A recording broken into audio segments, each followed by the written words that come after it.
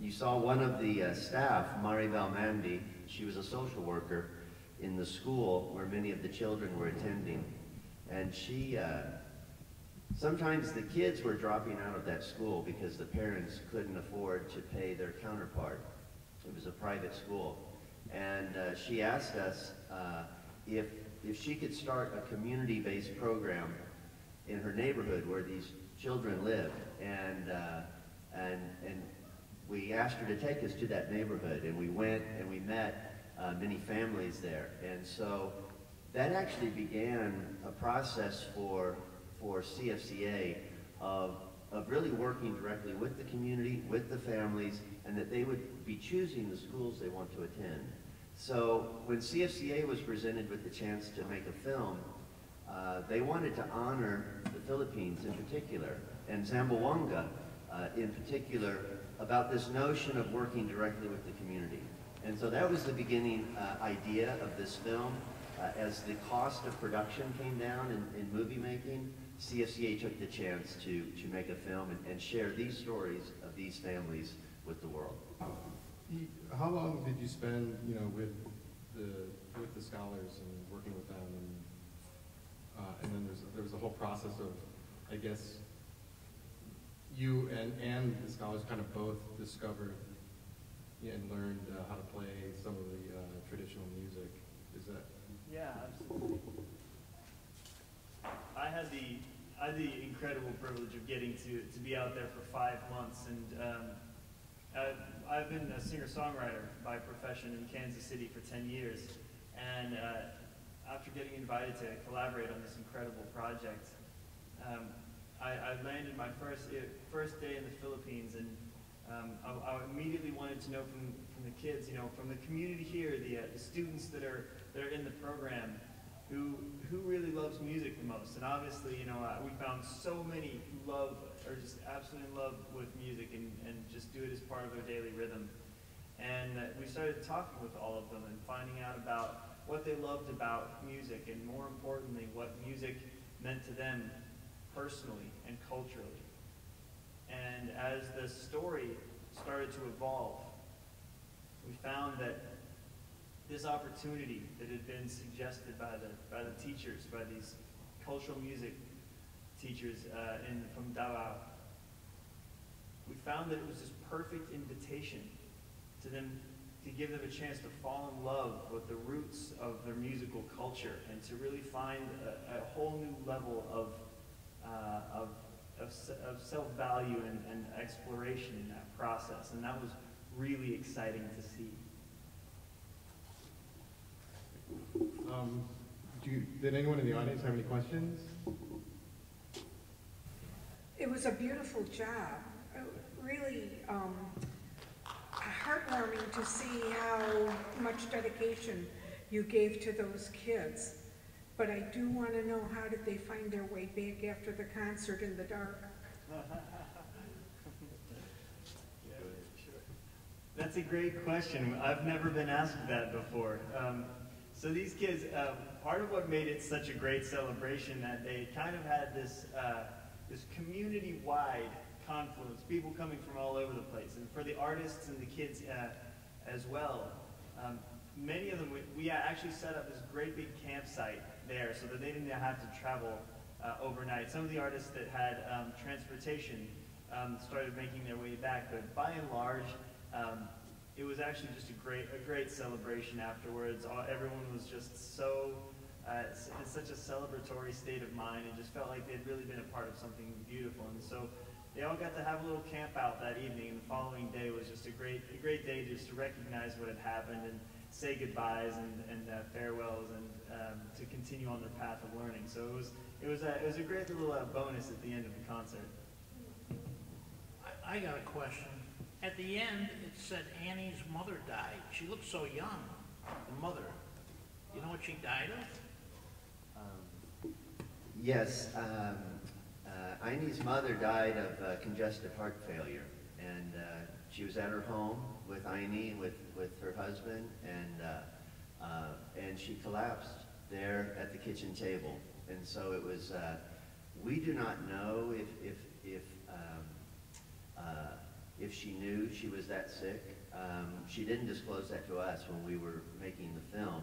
Of course, we were heartbroken when we heard that. And so Aine's relationship with her mother, you saw, was very, very close. They had been through a lot together. So it's, you know, for me, when I heard that she had died, it reminded me of the fleeting aspect of these kinds of lives and these kinds of relationships. And it spoke to me to really pay attention to my loved ones and to every day try and make it a bit more special. You know, those hugs last a little bit longer now. And when I travel about a third of the time, I always say goodbye to my family, but I take special time to say goodbye to all of the animals in the house. But anyway, so it spoke to me about this fleetingness of our love with each other and our lives, and so that's why we dedicated this film to Aine's mom.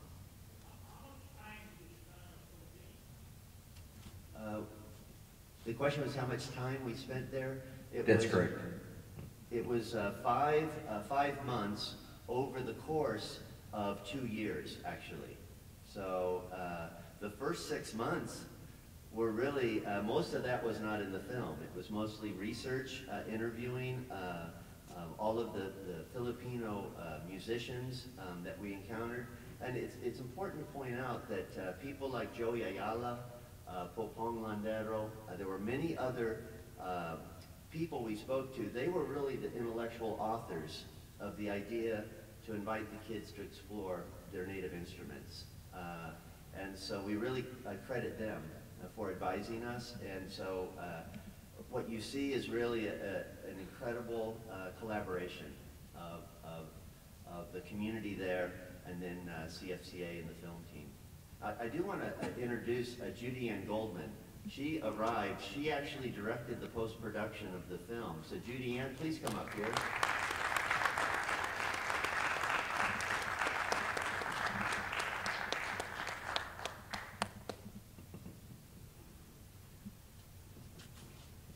So something else I wanted to add about this process, and just for me personally, it was just an incredibly life-changing experience to get to learn from these kids and to learn about just how much strength and resilience they exhibited every day amidst all the challenges and responsibilities. And each one of these kids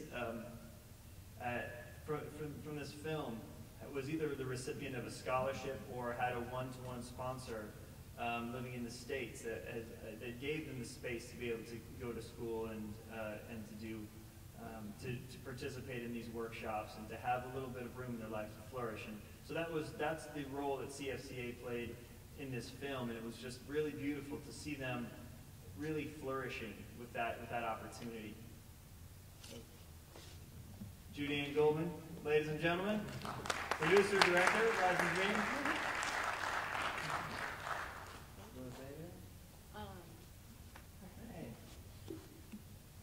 It was such an honor to work on the film and work with the kids and work with amazing team to tell this story. And our goal was to honor the kids and this community that came together. And thank you for having us today and sharing it with us. Thank you. Are there any other questions out there? We are ready and willing participants. Two questions. Are the kids still connected to each other in some way, or back to CFCA? And then the second question, it's a great story. Is there a way to tell it more broadly?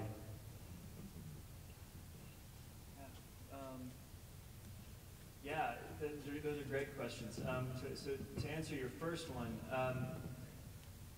part of what has been fascinating for us is to see how each of these students has developed each year from the process of doing this. You know, they shared so much with us about how they were taught to believe in themselves and just developed a great self-confidence, and they carried that with them forward as they've gone in the years since then. And so, as part of the process of the learning, each year, you know, we follow up with them and just find out what's going on with their lives. And some of them have since been married and are starting families, and others of them are off on the careers that they had set out to take, and all of them are sort of growing in exciting directions. And that's been a really gratifying part of that.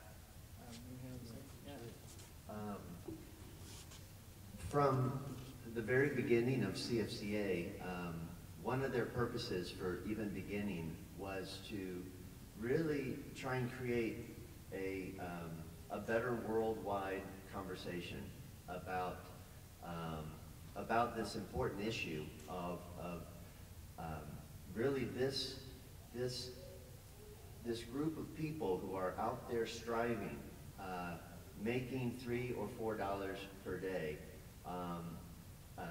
And so CFCA would love for this film to reach every corner of this country and beyond. And so next year we will actually be doing a national tour of the film. We're actually looking for screening partners.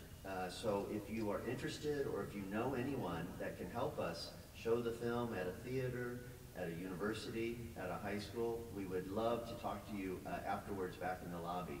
So we're really building a grassroots network to get the film out. And so that's our great hope for this film, is that it contributes to all of our quest for better understanding about how the world is working, and maybe how it isn't working that well, and for maybe a path forward that we can all take together. Any others?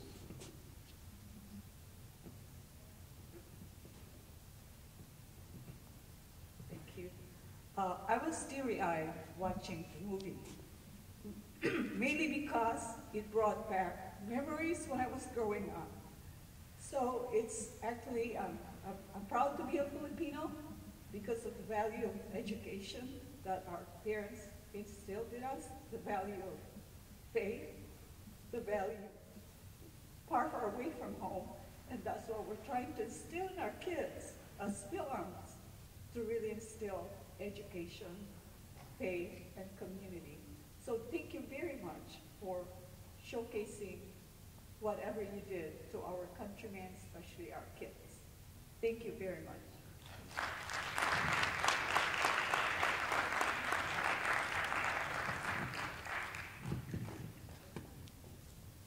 Is there any others?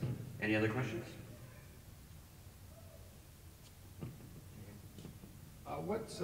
Are you planning to do any other kind of film-related projects in, with the Philippines? Yeah. So at the moment, in terms of continuing the film-related storytelling of the Philippines, a lot of it's going to have to do with continuing the journey with Rise and Dream. We are really hopeful that next year we're reaching out to a couple of these young students who are in the film, and we're really hoping that they might be able to come to the United States and join us for a couple of selected screenings. And so we've been talking with a few of them, and they're just thrilled at the idea. A couple of them have already gotten their passports, and we're just doing everything we can to see if we can make that possible, because no one would really be able to tell the story like the young students in this movie. And I think it would be just a really enriching experience for those who come to this film to really understand how they have grown since they were a part of it. And so that's really our next big push, and I'm really hopeful that over the next several months we'll find an opportunity to bring some of them on their first trip out of the Philippines. We have a question up here. Hang on. First of all, thank you very much for the inspiring and great movie. I think this one will be as great as Slumdog Millionaire. Have you thought about distributing it to Redbox and maybe Family Video?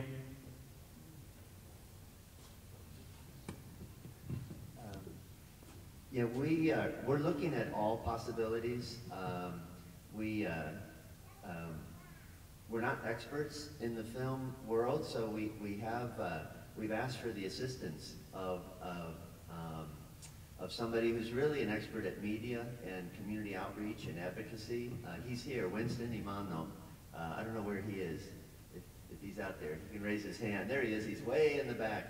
And so we're actually be working with Winston on strategies to get the film out there as wide as possible.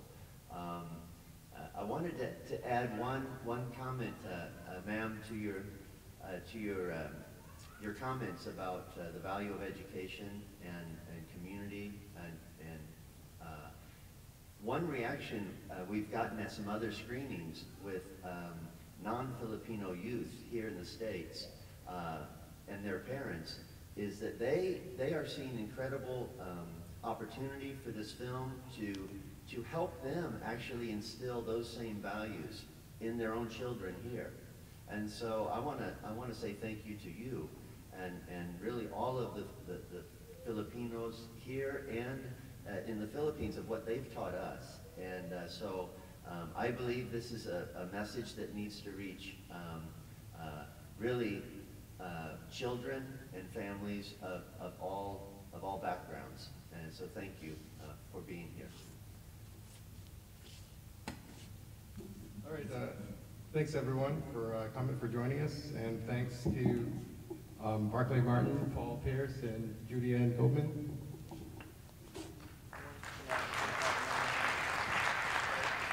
Thank you all so much for coming. We'll be out in the lobby. We'd love to talk with you about any of the questions that you have or just give you any more behind-the-scenes information about the telling of this story, and we're so grateful you were here. So come out and chat with us. We'd love to speak with you. Thank you.